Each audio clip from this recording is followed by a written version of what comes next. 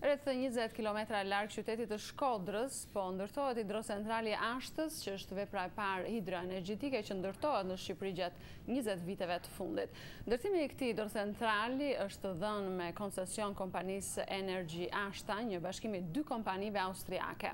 Punimet për ndërtimin e këtij hidrocentrali nisën në mars të vitit kaluar dhe për momentin po bëhen përgatitjet për montimin e turbinave të para. Korrespondenti i Zërit Amerikës Pëllumb Sulo ishte sot në dy kantierë ku po punohet për ndërtimin e hidrocentralit dhe përgatiti kronikën në vazhdim.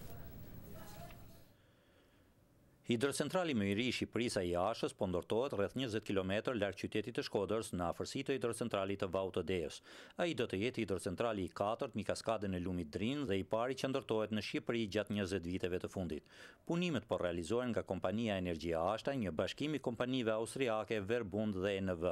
Punimet për ndërtimin e hidrocentralit të Ashtës nisën në mars të vitit kaluar dhe turbinat e para pritet të montohen brenda pak javësh. Ja, wir sehen hier im Hintergrund Ashta 1 und wir sind bei der Këtu jemi në sektorin Ashta 1 dhe jemi në momenti kur po montojmë agregatet.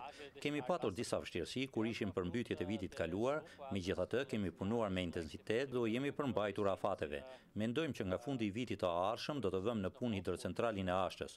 Ja, wir setzen hier die sogenannte Matrix-Technologie. Është një teknologji e re, teknologjia Matrix, dhe këtu punohet me turbina të vogla, të cilat nuk kanë nevojë për prurje të mëdha uji dhe pjatësi të madhe.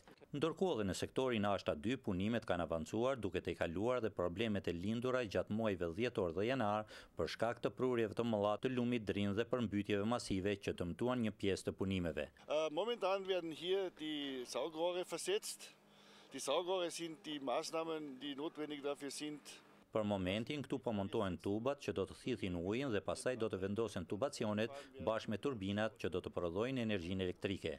Po të shikoni, turbinat po bëhen me bloqe peshqe, gjë që krijon mundësinë jo vetëm për të punuar më shpejt, por dhe lehtëson shërbimet që do të bëhen turbinave. Sigurisht që ka një bashkëpunim shumë të mirë mes firmës së ndërtimit dhe asaj që merret me pajisje teknike. Ne po bashkëndojmë mirë punën me qëllim që të gjithë proceset e punës të kryhen pa penguar njëri tjetrin. Për momentin, në dy sektoret e hidrocentralit të Ashtës punojnë me shumë se 200 punonjës vendas dhe ndërkombëtar.